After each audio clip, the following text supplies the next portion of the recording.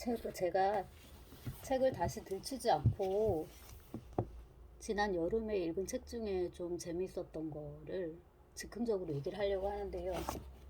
요거를 정확하게 말하면 소개하는 겁니다. 이제 하나 더 있는데 사회학적 파상력인가 하는 책이 더 있습니다. 근데 제가 그 책도 샀는데 어디 팔아먹었는지 내용도 기억이 없고 들쳤는데 이거는 읽을 책이 아니다 생각을 하고 어딘가 두다가 어디 갔는지 잘 모르겠고 요건 되게 재밌게 읽은 기억이 있어요. 그래서 이 사람의 책을 사봐야겠다 이제 이름을 염두에 두고 김홍중입니다. 이제 그러고 있다가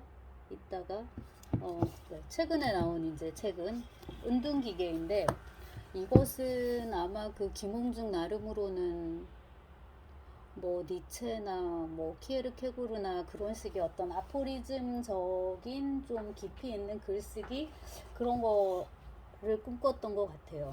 근데 이거 재밌었어요. 그래서 제가 진짜 김영하 말 맞다나 책을 끝까지 읽는 게 쉽지가 않잖아요. 재밌는 책도 뭐 하다 보면은 약속도 있고 뭐 잠도 자야 되고 집안의 일도 터지고 돈도 벌러 가야 되고 뭐 배도 아프고 여러 가지 이유가 있는데 이거 제가 중간중간 쉬면서도 끝까지 다 읽었어요. 근데 이제 뭐 메모를 막 하고 이렇게까지 할 시간 여유는 낼 수가 없어서 그냥 이제 넣으려다가 좋은 말들이 정말 많거든요. 고독은 혼자 있는 자의 심정이 아니라 욕망하지 않는 것과의 연결을 끄는 자가 확보한 자유다. 이게 이제 이 소설이 아니라 이 책의 키워드인데 제목이 은둔기계잖아요. 사실 그 인간이라는 거는 사회성, 소통하고 서로 모방하고 학습하고 관계 맺는 그런 존재고 그게 이제 다른 동물과 인간을 차별시켜주는 가장 확실한 지점인데 그다음에 이제 우리가 얼마나 크게 관계 맺느냐에 따라서 이제 많이 발전하는 거잖아요. 예를 들어서 뭐 그 정확한 생각 안 나는데 뭐 원숭이나 침팬지 같으면 뭐 최대 10명, 20명까지 한 무리라 본다면 인간은 100명, 1000명, 10,000명 그다음 단위가 뭐죠? 더 크게도 할 수 있는 거예요. 뭐 예를 들어 모스크바를 가도 기독교라는 이름으로 다 모이고 예를 들어서 정말 모스크바를 갔다 그 모스크바 대학교 그 학교라는 이름으로 딱 모이고 그래서 그 유발 하라리가 말하는 우리의 이 상상력 크게 볼 수 있는 이거 뭐 종교적 공동체, 정치적 공동체 뭐 이런 것들이 많잖아요. 그래서 항상 이 연결을 중시해 왔는데 그리고 서로 이렇게 광장에서 만나고 근데 이제 여기서 얘기하는 건 밀실이죠. 그 최인훈의 이분법 광장 밀실대로 민실. 그러니까 사실 그 인간이 고도로 사회화 된다는 거는 어떨 때 접속하고 어떨 때 그 접속을 끊고 그거를 이렇게 결정하고 심지어 뭘 실천에 옮기고 그 다음에 이제 은둔하는 동안에 즉 접속하지 않는 동안에 뭔가 다른 것과 이제 접속하는 거죠. 은둔 속에서 나 자신과 만나고 세계와 어떤 다른 식으로 만나고 그래서 굉장히 이제 흥미로운 이야기인데 여기 뒤에 잘 뽑아놨어요. 뭐 문학동네에서 나왔으니까 편집자들도 최고의 실력을 가진 그런 편집자들일 것이고요. 은둔은 이제 생존을 위한 생명의 필사적 재조립이라는 의미를 띈다. 은둔 속에서 노동하고 생각하고 산책하고 읽고 쓰고 견디고 저항하고 소통하고 창조함의 다른 무언가로 생성되어가는 이들을 나는 은둔 기계라 부른다. 이 책은 은둔 기계의 삶에 관한 것이다. 그러니까 이 사람이 은둔해가지고 멀쩡한 삶을 살았다는 게 이제 이거 뭐예요?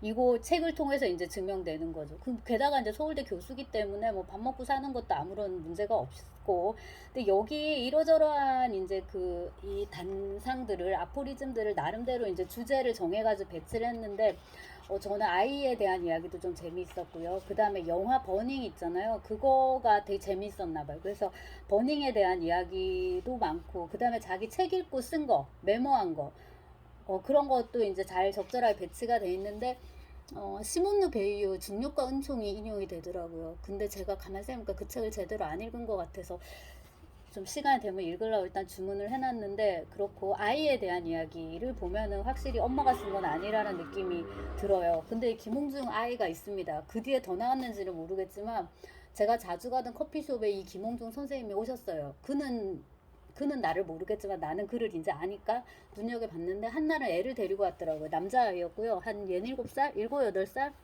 거기 앉아 있어. 뭐 물이라도 마실래? 뭐 이런 한두 마디 아이랑 같이 주고받는 장면을 봤었는데 아이에 대한 그런 이제 니체식 사고 그러니까 육아하고는 아무런 상관이 없는 이제 그런 것들 그래도 이렇게 읽기에는 되게 재미가 있어요. 카프카 얘기 또 나오고 그 다음에 또 저기를 많이 하시나 봐요. 산책을 많이 하시나 본데 제가 지금 그 부분 찾고 있는데 산책을 이제 많이 하면서 이렇게 막 산책할 때 뭐가 어떻고 발바닥으로부터 느껴지는 풍경의 느릿느릿한 이동 조금씩 걸음 속에서 세계는 내 뒤로 움직여간다.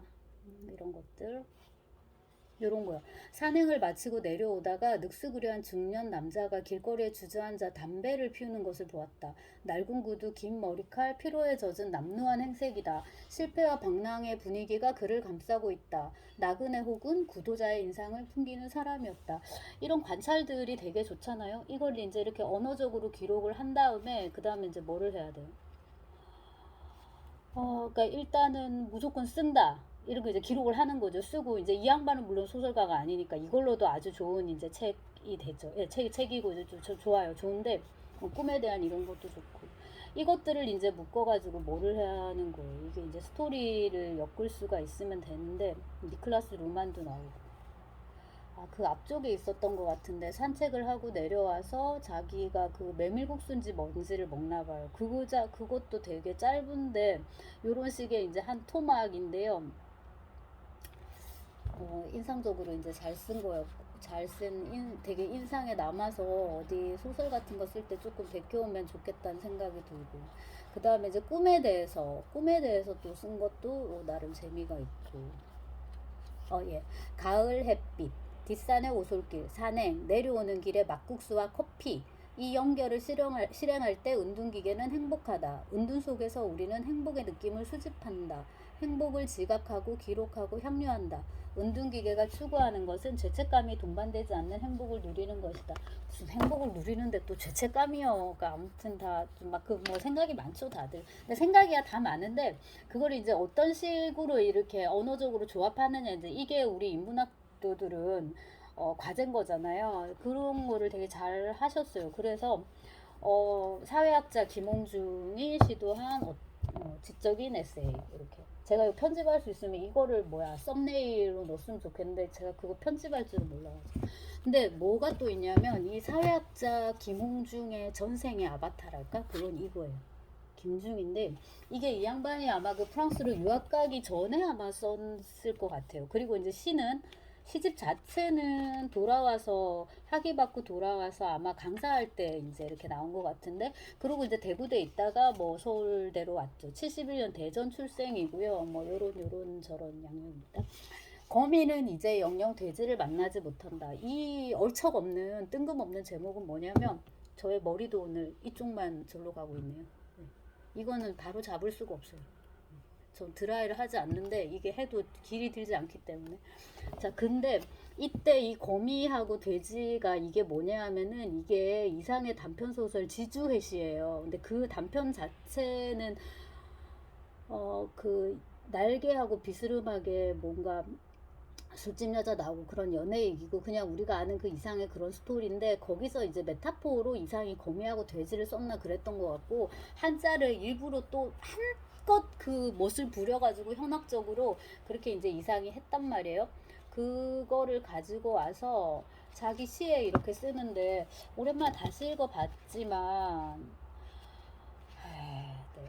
우선은 이런 식의 글 이거부터가 마음에 안 들어요. 그러니까는 한 행이 뭐예요? 한 연을 이루는 이런 형식부터가 조금 마음에 안 들어요. 근데 이제 이런 것들 나는 세상이 꾸는 악몽, 뭐 죽고 싶다 이런 것들. 거미는 다각형의 착시 속으로 기어 들어갔다. 거대한 엉덩이가 샌드위치를 삼키고 웅덩이를 핥던 개는 슬픈 트림을 했다. 쭉 가다가 개미는 세계 저쪽 편으로 빠져나와 이제 영영 돼지를 만나지 못한다. 그러니까 약간은 습작시 느낌도 주거든요. 근데 너 좀 써봐. 쓰면 앞으로 잘 쓸 수 있을 것 같아. 네가 어디로 가는지 아직은 잘 모르겠어. 약간 이런 느낌을 주는 시들이에요. 개미는 실을 잡고 돼지는 밥을 먹네. 비 내리는 동력의 플랫폼에서 돼지는 도착하고 거미는 떠나네. 그러니까 이제 못 만나는 거야. 한 놈은 오고 한 놈은 가니까. 뭐 이런 식의 시들이에요. 이렇게 그 다음에 이제 약간은 그 작가의 경험, 체험 이런 게 반영된 것 같은 조금 산문적인 그런 시들도 있는데 그 기본적으로 우리가 기형도나 이런 시를 읽을 때 느끼는 어떤 감성 코드가 아니라 뭔가 이제 이거 다른 코드로 이제 읽어야 되는데, 말씀드렸듯이 한번 계속 써봐. 잘 쓸 거야. 잘 쓸 수 있어. 네가 뭐를 쓰게 될지. 그 다음 마지막 이름 서유기입니다. 별 감흥 없이 읽었던 것 같고요. 솔직히 말하면 이거보다 훨씬 더 감흥이 없어요. 근데 이제 뭐예요?